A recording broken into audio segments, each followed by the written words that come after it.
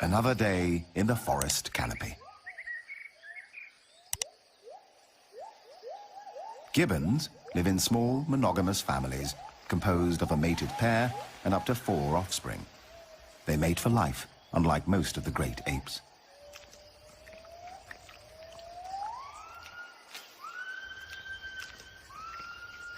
Since they are vulnerable to predators on the forest floor, they spend most of their lives in trees.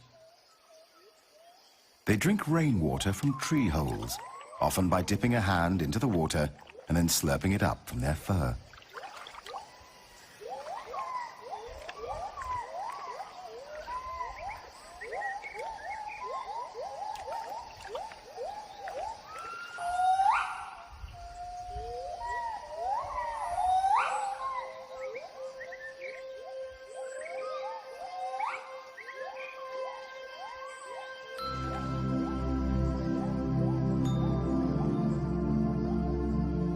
There is no breeding season.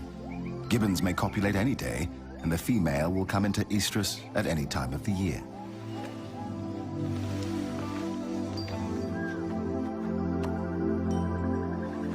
Gibbon families form tremendously strong and emotional bonds with each other. A poignant picture of motherhood.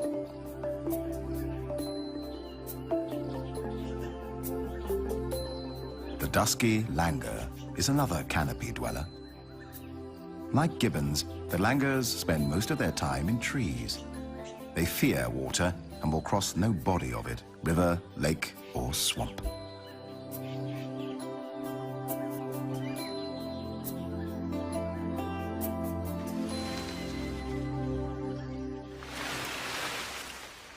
Normally, the dusky langur gives birth to a single offspring. Very rarely 2, like this female, mother of 2 babies. A pair of twins waddling and jumping around. Annoying and adorable.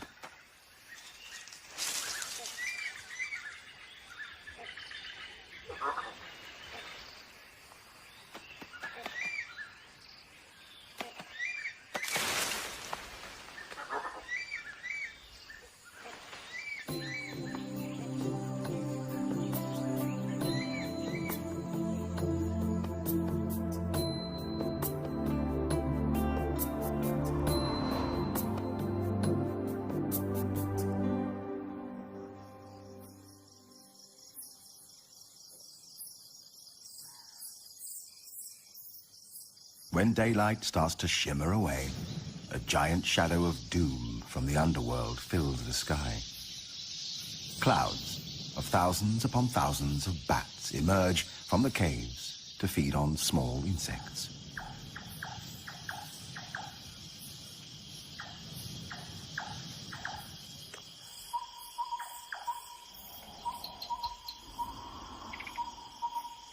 When the night shift begins, different species take over. A night owl, various tree frogs,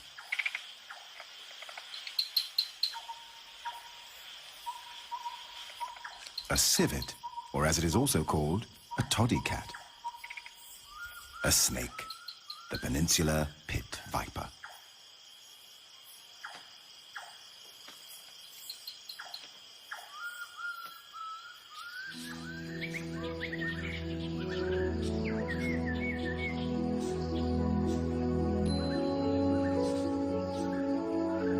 Tropical rainforests are home to many kinds of colorful birds.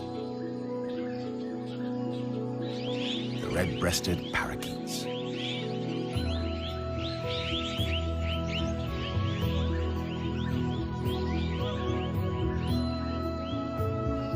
the green magpie, whiskered tree swift,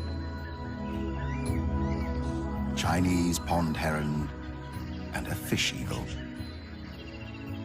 A white-throated kingfisher, blue magpie, plain prinia, superstar of Bung Poropet Lake, the pied kingfisher. This boldly patterned black and white plumaged bird may watch for prey from a perch, as many other kingfisher species do.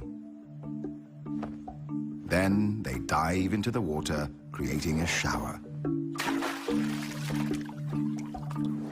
reappearing with its stabbed prey in its bill.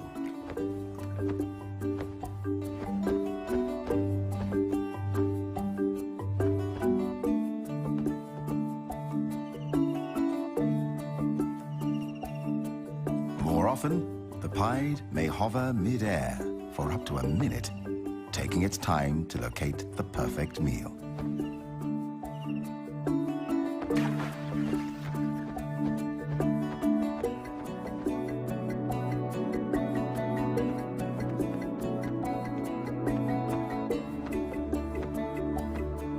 The pied kingfisher is the largest bird capable of a true hover.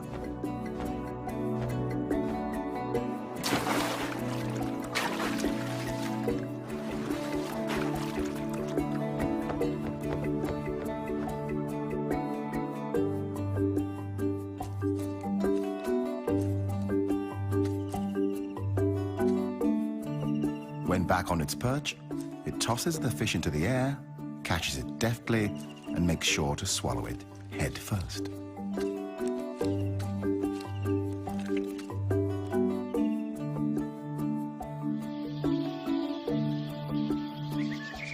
Birds have 4 primary needs: food, water, shelter, and a place to raise a family. Almost like human beings. Like humans, they also design and build complicated individual constructions, homes for their intended and coming offspring. The black and red broadbill collects material for a bulky, untidy ball nest hanging from the tip of a branch.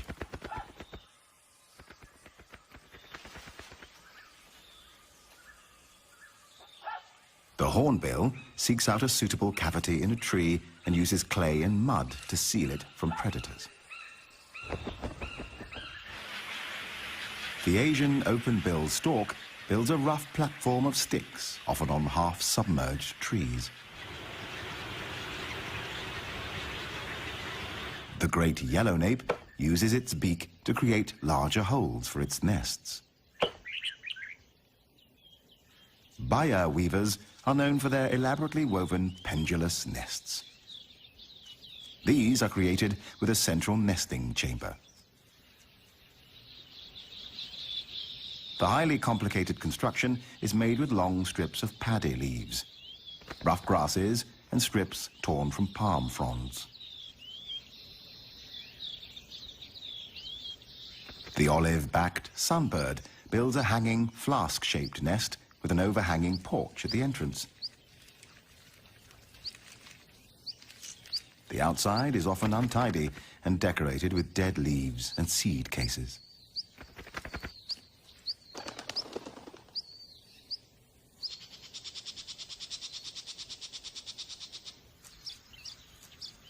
Unlike the home of its cousin, the Baya weaver, the nest of the Asian golden weaver is a messy structure.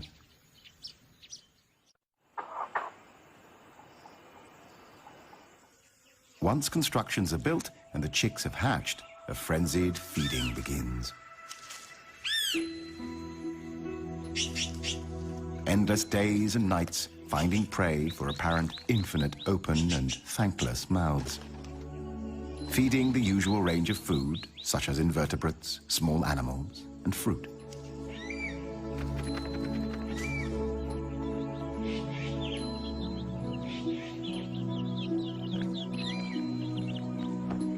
The blue-bearded bee-eater, nesting in deep tunnels of mud, feeding their chicks, bees, and insects.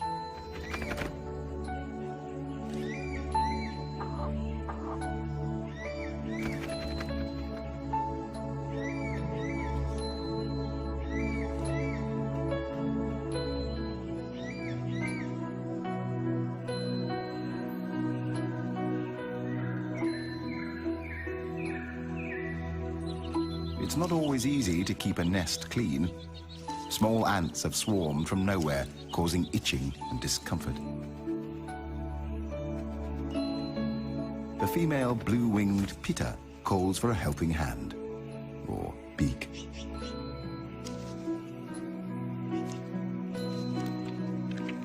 The male helps clean up by removing a sticky substance from the offspring's bottoms.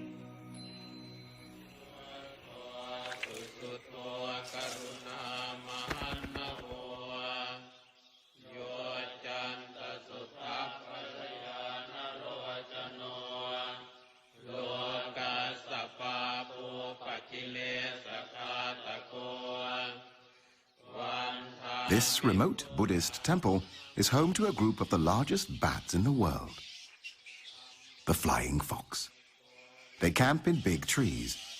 There are hundreds, sometimes even thousands.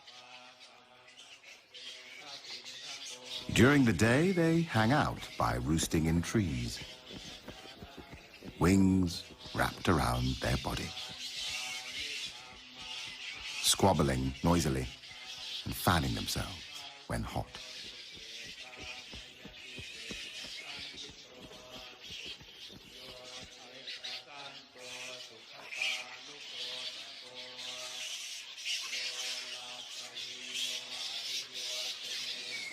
Favored roost sites are used for many years, and the trees become stripped of bark and foliage by the bats' sharp claws that help them cling to branches.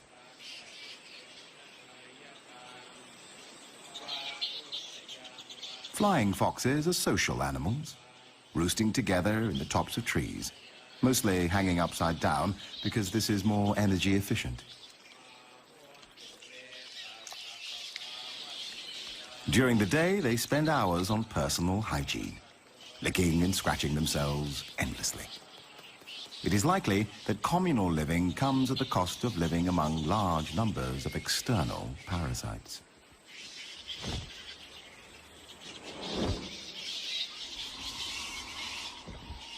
The temple camp is a base from which flying foxes make their day and nighttime foraging trips.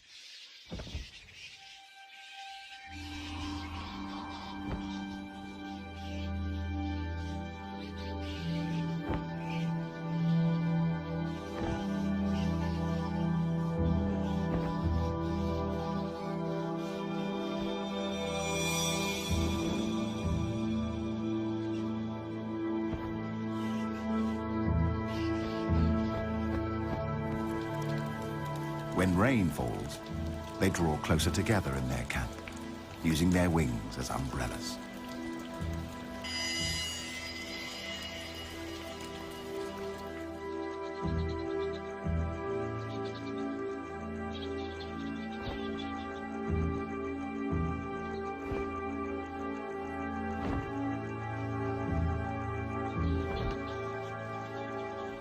A flying fox, penetrating the sky like a vampire from a Gothic novel.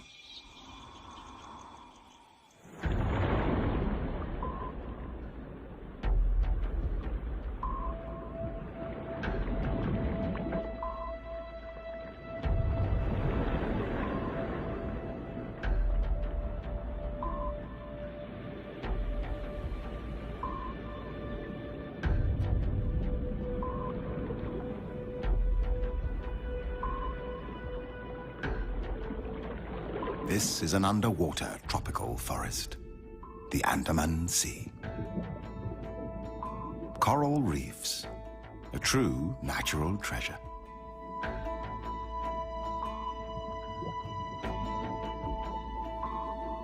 One quarter of the world's coral reefs lie in Southeast Asian waters. Each forms a complete ecosystem, the oldest and most productive ecosystems on Earth.